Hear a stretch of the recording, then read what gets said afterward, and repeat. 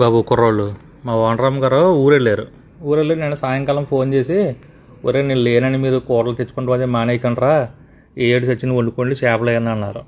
అలాగని చెప్పి మా దోస్తు ఉన్నాడు కదా, వీడు ఖాళీగా ఉన్నాడు అనమాట. వీడిని అడిగాను కదా చేపలు తెచ్చుకుందామంటే రా తీసుకెళ్తానని తీసుకెళ్ళాడు. ఎందుకంటే మనకి చేపలు అంటే ఏముంటాయి, చాలా పోతి, బొచ్చు, గురక, చందువ, కొరమీను ఇలాంటివి ఉంటాయి మనకి. ఇక్కడంతా అలా కదన్నమాట, ఇక్కడ వేరే ఉంటాయి. మన తమిళ పేర్లు ఉంటాయి, సముద్రం చేపలు కదా. ఇక్కడ ఎలాంటివి దొరుకుతాయంటే కడువ, కట్ల, సంకర అంటే ఎర్రగా ఉన్నాయి కదా, అవి మేము తీసుకున్నాం సంకర. ఇంకా మద్ది, వవ్వాలు, కానంకత్త, కర్రపొడి అని అంట. అలాంటి వెరైటీ చేపలు అన్నీ ఉంటాయి అన్నమాట ఇక్కడ. చూసారా, ఇదంతా చేపల మార్కెట్ మొత్తం. ఇంతకుముందు పట్టినపాకం బీచ్ దగ్గర ఏం చేసేవారంటే బీచ్ పక్కనే మొత్తం పెట్టేవారంటాను నేను.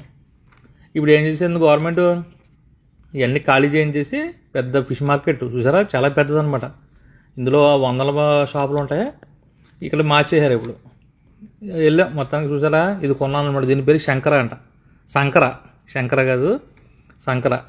350 రూపాయలు పెట్టి 2 చేపలు కొన్నాం. మొత్తానికి బాగానే జయప్రదమైంది. స్పెషల్ అనమాట ఇది. ఎందుకంటే ఒక్కోసారి ఒక్కో చేప తీసుకుంటాం మేము. ఎప్పుడుని తిన్న చేప మళ్ళీ ఏం తింటాం, వెరైటీగా ఉండాలి కదా, కొత్తదనం కోరుకుంటున్నాం అనమాట. ఎందుకంటే మొత్తం కూర రెడీ అయిపోయింది. మిరపకాయలు చూసారా, చేపల కూరలో పచ్చిమిరపకాయ, కొత్తిమీర అలాగే మొక్కల కింద వేసేస్తే బాగుంటాయి అనమాట. ముక్కలు కోయకోకుండా పెద్దగా వేసేయాలి. చూసారా, మంచి చూడటానికే ఒక రకంగా ఉంది, కొడుకు నిండిపోతుంది చూస్తుంటేనే. ఇంక తిని చూడాలి మరి. మా మేనేజరు, మా బాసు వండాడు ఈరోజు చేప స్పెషల్.